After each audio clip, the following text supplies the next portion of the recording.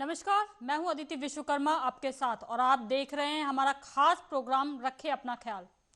जहरीली होती इस हवा के कारण सेहत के साथ त्वचा को भी बेहद नुकसान पहुंचता है।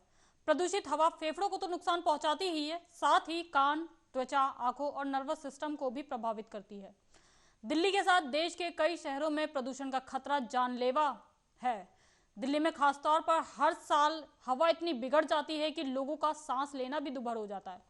जहरीली होती इस हवा के कारण सेहत के साथ त्वचा को बेहद नुकसान पहुंचता है। प्रदूषित हवा फेफड़ों को तो नुकसान पहुंचाती है, साथ ही कान, त्वचा, आंखों और नर्वस सिस्टम को भी प्रभावित करती है। आज इसी पे हम चर्चा करेंगे और जानेंगे किस तरीके से ध्वनि प्रदूषण और वायु प्रदूषण हमारे कानों पर असर डालता है। इसमें चर्चा करने के लिए हमारे साथ जुड़ गए हैं ENT specialist doctor BP Singh.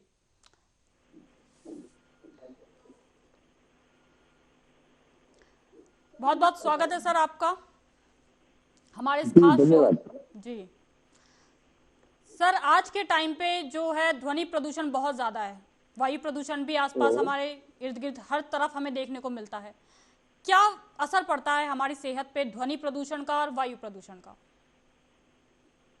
देखिए, अगर हम ध्वनि प्रदूषण की बात करते हैं तो जो 60 डेसिबल के आसपास का साउंड होता है वो ये दर्शाता है कि हमारे कान को नुकसान नहीं होगा। लेकिन 60 डेसिबल से ऊपर कोई भी साउंड अगर हम 1 घंटे से ज्यादा एक्सपोजर हमारा होता है तो वो नुकसान पहुंचाने लगता है।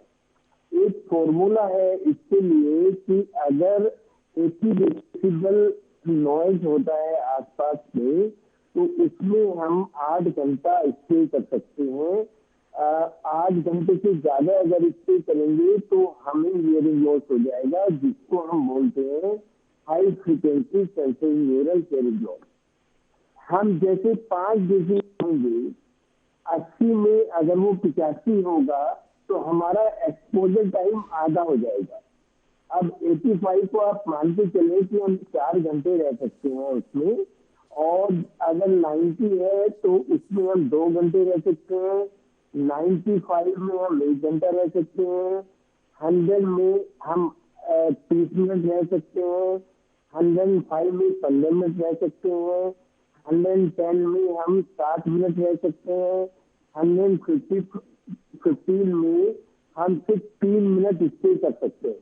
लेकिन आजकल की जो जीवन शैली है, जो डीजे चल रहे हैं, जो कार के डेक है, उनका जो साउंड डेसिबल होता है वो होता है मोर देन 120। मोर देन 120 में अगर हम 1 मिनट भी रहेंगे तो 100% हमारे कानों को नुकसान होगा।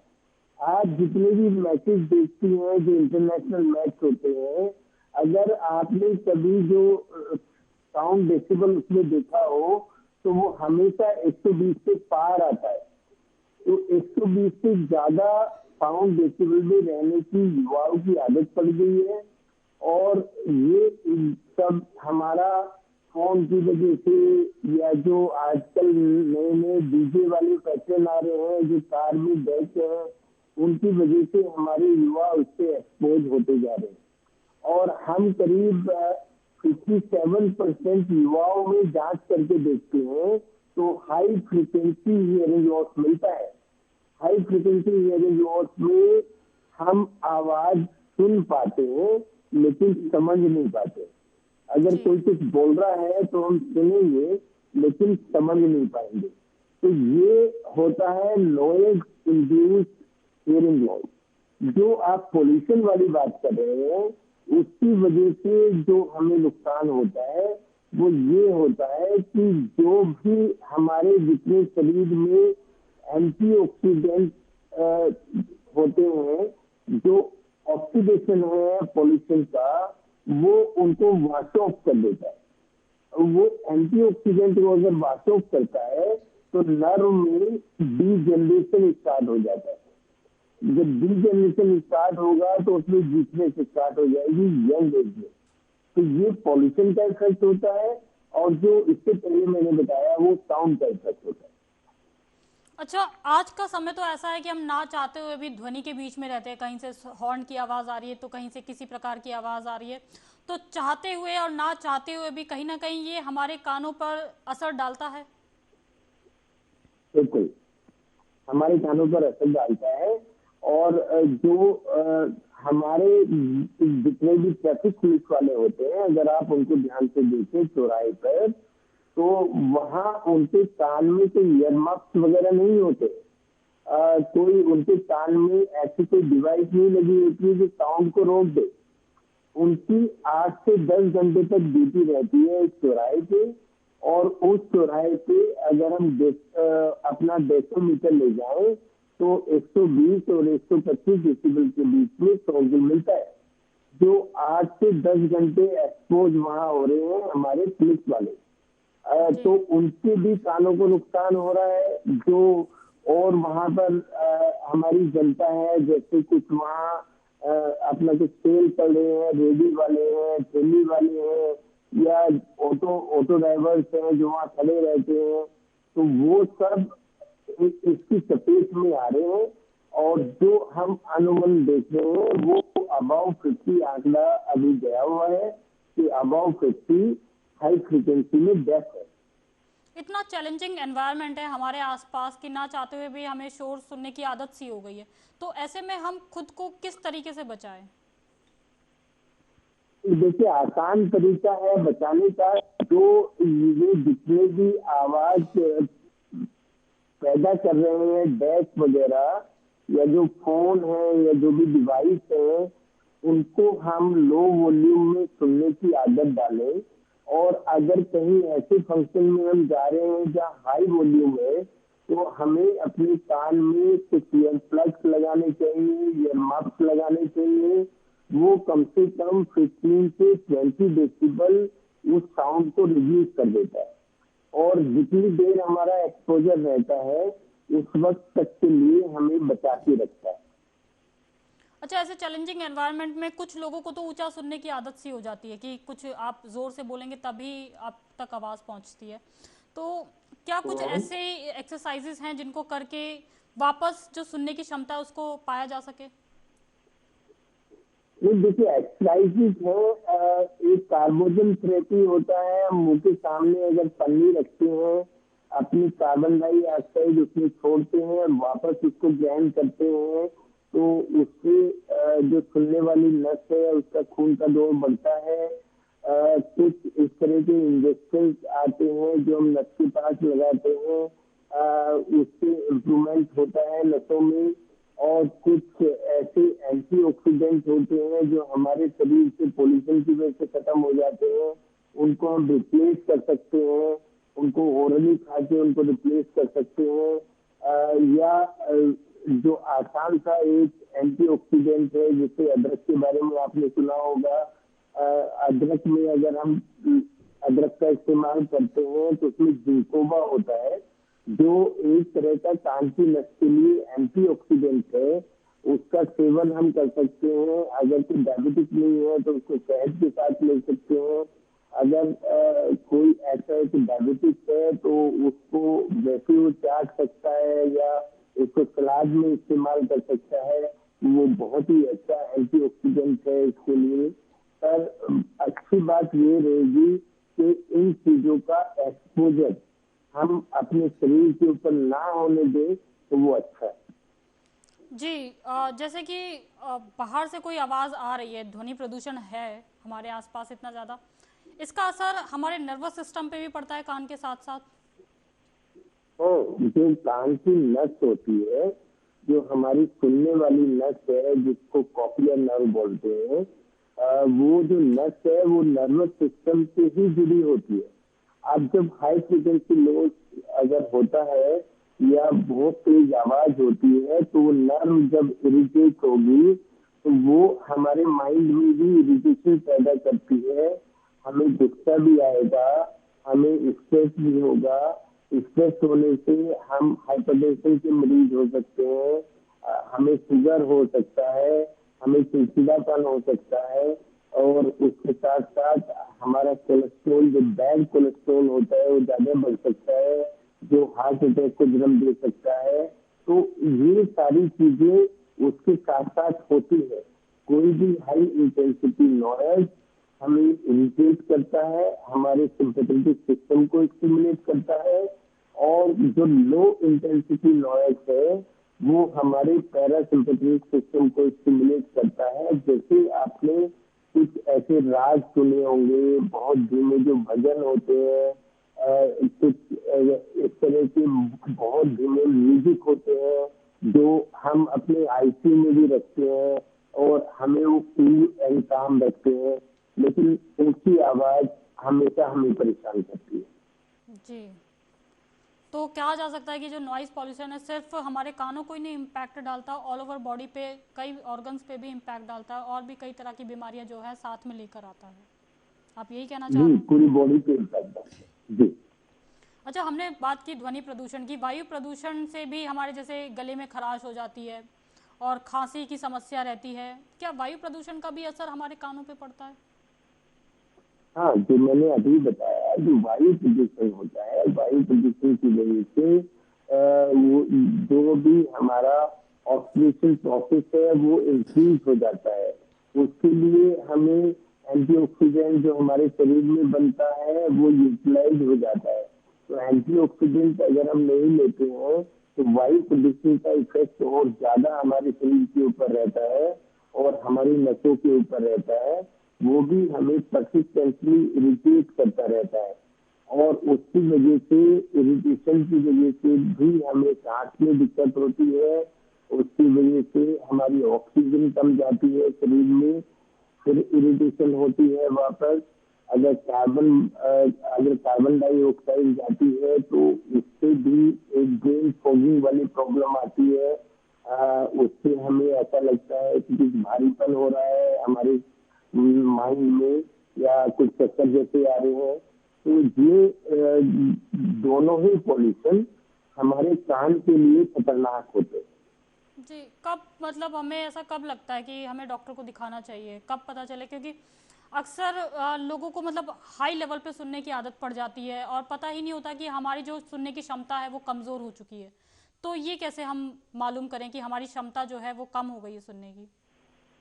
देखिए, मेरे हिसाब से जो हम आजकल का जो सिनेरियो है, हर आदमी को अपना टेस्ट कराना चाहिए, जिसको हम प्योर टोन ऑडियोमेट्री बोलते हैं, जो साउंड प्रूफ रूम में होता है। उससे अगर हम टेस्ट कराते हैं तो हमें ये अंदाजा लग जाता है कि हमारा अगर हियरिंग लॉस है तो वो किस फ्रिक्वेंसी पे ज्यादा है। वो 2 के है, 4 के है, 8 के है। 8 और 4 पे एक साउंड में ज्यादा मिलता है और जो 2 है उसमें पॉल्यूशन में ज्यादा मिलता है। तो ये हमें थोड़ा सा आइडिया लग जाता है टेस्ट करने से कि इनको जो ज्यादा एक्सपोजर रहा है वो नॉइज का रहा है या पॉल्यूशन का रहा है। एक तो ये पार्ट हो जाता है। दूसरा, अगर हमें उसमें कुछ ट्रीटमेंट देना है तो इन तीनों फ्रीक्वेंसी में जो ट्रीटमेंट होता है वो अलग अलग होता है। तो आपने देखा होगा कि जितनी भी भर्तियां होती है, वो जैसे पुलिस की भर्ती होती है, आर्मी की भर्ती होती है या जो भी होती है, उनमें ये जो टेस्ट है ये आजकल कंपलसरी हो चुका है और इस टेस्ट को हमें पर्दे ठीक भी हो लेकिन इस टेस्ट को करना बहुत जरूरी होता है। अच्छा, दिनचर्या में आए दिन जो है ना लोग कानों को साफ करने के लिए कभी ईयरबड का इस्तेमाल कर लेते हैं या कभी किसी चीज़ का इस्तेमाल कर लेते हैं। क्या ये सही रहता है? नहीं, देखिए, जो ईयरबड बनी है उसका पर्पज हमें समझना होगा। जो ईयरबड है उसका पर्पज सिर्फ इतना है कि जब हम स्नान करते हैं जो कान में पानी जाता है उस पानी को सिर्फ सोखना है। हम लोग क्या करते हैं कि उससे अपना मैल भी साफ करने लगते हैं। अगर किसी को पीप आ रहा है तो पीप को साफ करने लगते हैं, या अगर किसी को खुजली आ रही है तो खुजली अंदर उस बड़ को कान में देके खुजली करने लगते हैं। उसका सिर्फ एंड सिर्फ एक ही पर्पज है कि जब हम स्नान कर रहे हैं अगर हमारे कान में पानी चला जाता है तो उस पानी को सोखना है और ईयरबड को फेंकना। जी बिल्कुल। और आप मैं थोड़ा प्रोसीजर समझना चाहूंगी कि किस तरीके से जो है ये पॉल्यूशन, नॉइज पॉल्यूशन हमारे कानों पे इम्पैक्ट डालता है। मतलब कैसे, पहले पर्दे पे इम्पैक्ट पड़ता है या किसी और सिस्टम पे पड़ता है, क्या पूरा प्रोसीजर रहता है इम्पैक्ट डालने का? देखिए, पहले ये पर्दे पे वो बहुत तेजी से हिलता है जब नॉइज आता है, और उसके साथ साथ जो हमारी तीन वाली हड्डियां हैं, जैसे मेलियस है, इंटस है, स्पीच है, वो उसको हिलाती है, वो अंदर की मेम्ब्रेन को हिलाती है, और वो बहुत तेजी से वाइब्रेट जब करती है, तो जो तंतु होते हैं हमारी हर फ्रिक्वेंसी पे बने हुए, वो तंतु डैमेज होने लगते हैं। जब बहुत तेजी से अंदर की झिल्लियां हिलती है, वो जब डैमेज होने लगते हैं, तो अगर वो हम कुछ समय के लिए तेज हिली है तो रीजनरेट हो जाते हैं, वापस बन जाते हैं। लेकिन अगर अधिक समय तक वो हिलते हैं, जैसे एक्सपोजर 8 से 10 घंटे का रहता है, तो उसमें हियरिंग लॉस परमानेंट होता है, उसको हम सडन हियरिंग लॉस बोलते हैं। और अगर वो 1 से 1.25 घंटे तक का रहता है, तो वो टेम्परेरी हियरिंग लॉस होता है, जिसको हम कुछ अपनी जैसे कार्बोजल थेरेपी बताया है, कुछ स्टीरॉयड थेरेपी देके उसको वापस कर लेते हैं, रिवर्स कर लेते हैं। लेकिन जो ये परमानेंट वाला है, वो फिर किसी भी थेरेपी से रिवर्स भी नहीं होता है। उसके लिए कुछ स्टेरॉयड का सहारा लिया जाता है, लेकिन वो भी अगर इतना डैमेज होता है तो स्टीरॉयड भी इसमें काम नहीं करते हैं। और हमें फिर जो बाहर वाली डिवाइस है, जैसे मशीन है या जो इस तरह की डिवाइस है सुनने वाली, उनको इस्तेमाल करना पड़ता है। क्या किसी पर्टिकुलर उम्र पे असर पड़ता है या हर उम्र के लोगों पे जो है, बच्चों पे हो गया है, बुजुर्ग पे हो गया, उन पे ज़्यादा पड़ता है या युवाओं पे ज़्यादा पड़ता है? कोई उम्र का भी फर्क रहता है इसको लेकर? हाँ, देखिए, जो हमारे डायबिटिक पेशेंट हैं, वो तो किसी भी उम्र में इसको सेंसिटिव रहते हैं, या जो भी इम्यूनो कम्प्रोमाइज पेशेंट हैं, किसी को कैंसर है या किसी को टीबी है, हेपेटाइटिस है, जो इस तरह के पेशेंट हैं, वो इसके लिए हमेशा सेंसिटिव रहते हैं। ये जो ओल्ड एजेड हैं, जैसे अबाउट 70 है, तो उनमें ऑलरेडी डीजेनरेटिव सेल्स स्टार्ट हो जाते हैं। और अगर हम इस तरह के डीजेनरेटिव सेल्स के दौरान ये नॉइज से एक्सपोज हो रहे हैं या पॉल्यूशन से एक्सपोज हो रहे हैं, तो वो डीजेनरेशन को 2 गुना कर देता है। तो ये जो 3-4 चीजें मैंने आपको बताई हैं, ये और ज्यादा उस चीज को एग्रेवेट कर देती है। कानों की सफाई कैसे रखें डॉक्टर साहब, अगर रखनी हो हमें अपने डे टू डे रूटीन में, तो किस तरीके से हम अपने कानों को साफ रख सकते हैं? नहीं, देखिए, हम सिर्फ जो मैंने बताया है, स्नान करते वक्त जो पानी हमारे कान में होता है उसको बच के हम क्लीन कर सकते हैं। अदरवाइज हमें कानों की सफाई अपने आप नहीं करनी चाहिए, हमें कान के स्पेशलिस्ट से मिलना चाहिए, क्योंकि जो पर्दा है हमारा वो बहुत फाइन झिल्ली होती है, 0.1 mm। और जो ये झिल्ली होती है, अगर थोड़ा सा भी उससे बद टकराता है तो छेद होने का डर रहता है। और एक बार अगर उसमें छेद हो जाता है, पस बनने लगता है, तो फिर उसको उसी शेप में बनाना जो नेचुरल शेप में वो ऑलरेडी थी, वो बहुत ही मुश्किल काम होता है। जी डॉक्टर साहब, आपने तमाम जानकारी हमें दी ध्वनि प्रदूषण के ऊपर कि किस तरीके से ये हमारे कानों को प्रभावित करता है। बहुत बहुत धन्यवाद आपका हमारे इस खास शो में जुड़ने के लिए। रखिए अपना ख्याल। तो रखिए हमारा अपना ख्याल में अभी बस इतना ही। देश दुनिया की तमाम खबरों के लिए देखते रहें आप आर्या न्यूज़।